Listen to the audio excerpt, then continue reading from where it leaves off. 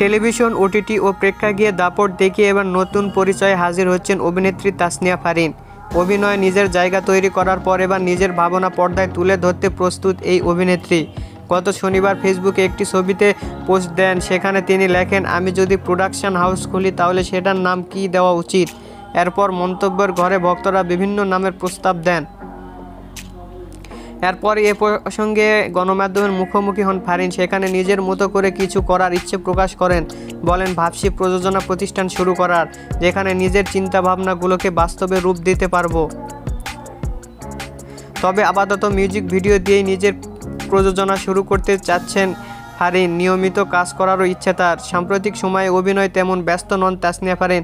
গত ঈদে মুক্তি পাওয়া ইনসাফ সিনেমার পর নতুন কোনো প্রজেক্টে তাকে দেখা যায়নি।